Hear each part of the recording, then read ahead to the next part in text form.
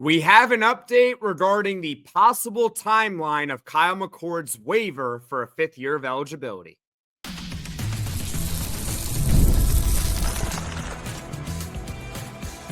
You are Locked On Syracuse, your daily podcast on the Syracuse Orange. Part of the Locked On Podcast Network, your team every day.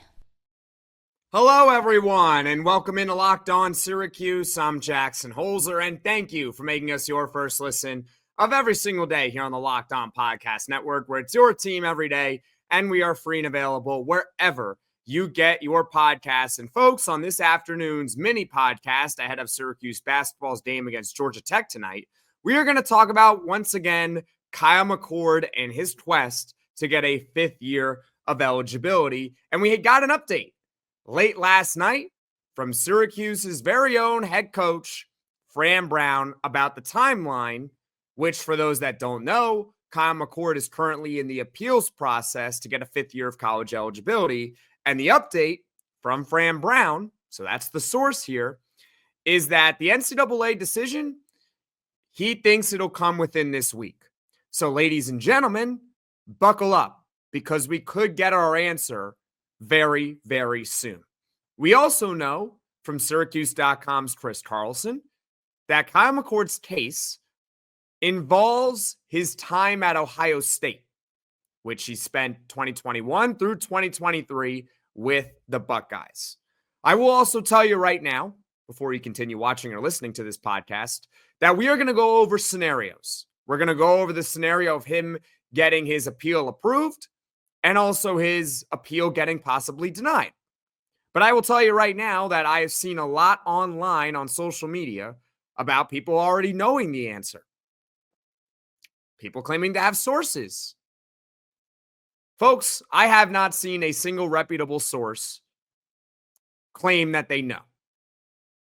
Okay? I just want to put that out there right now. We are going to talk about scenarios here. And we're going to start positively. We're going to talk about the scenario that Kyle McCord gets the extra year of eligibility and what it means. Here's what it actually means, okay? It means that Kyle McCord would get the choice to come back to Syracuse or go to the NFL. It does not guarantee that Kyle McCord will come back to Syracuse in the end. He is simply fighting for a choice. Now, Kyle McCord has already accepted an invite to play in the East-West Shrine Bowl on January 30th. And per Syracuse.com's Chris Carlson, if Kyle McCord does play in that game, he would forfeit any possible eligibility he might have had. So it's very simple. Kyle McCord's fighting for a choice. Now, you might be asking yourself right now this question, and I assume this because I have asked myself this question. Why would Kyle McCord go through all this trouble to get a fifth year of eligibility just to go to the NFL? Right? And my theory is this. This is just a theory. Options are generally good. Usually you want a choice. Because right now, Kyle McCord is forced to go pro. As of this very moment, January 7th at 12:25 p.m. Eastern, at the time I'm recording this, Kyle McCord has not yet been granted that fifth year, so he has to go to the NFL, or I guess his other option is retire, which is always on the table. You can always retire, right? So I think for Kyle McCord, he wants that option to make the best informed decision for himself. That's what I think he's really fighting for.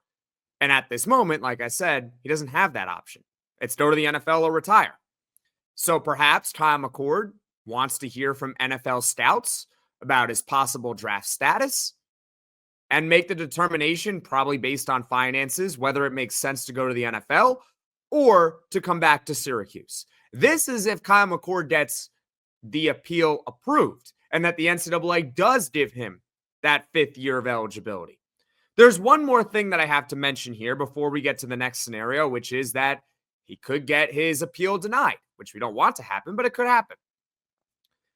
Fran Brown mentioned yesterday that he thinks that Kyle McCord should be a top 5 quarterback in the draft.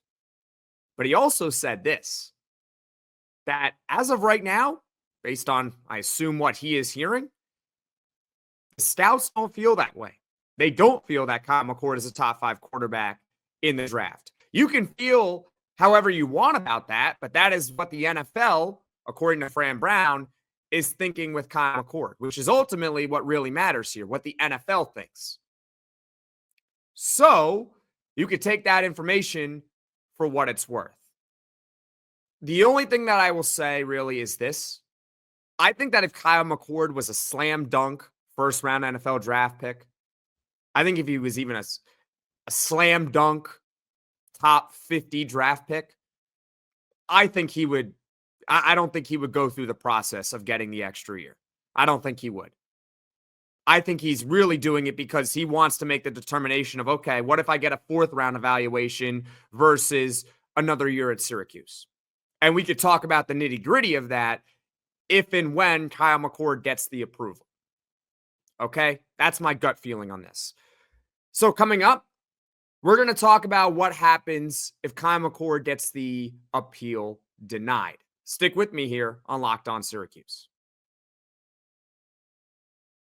I love going to live events, whether it's sports, music, theater, or comedy. One of my favorite memories was attending a concert last year. The energy and excitement were unforgettable. Now, Game Time has made it even easier to get tickets for your favorite live events with their new feature, Game Time Picks. This feature filters out the fluff to show you only incredible deals on great seats, so you don't have to waste time searching through thousands of tickets. And recently, I was looking for tickets for an upcoming event. Using the Game Time app with Game Time Picks, I found amazing deals and could even see the view from my seat before buying. The super deal was particularly impressive, offering great seats at unbeatable prices. Plus, the app's all-in pricing feature shows the total cost up front with no surprise fees at checkout.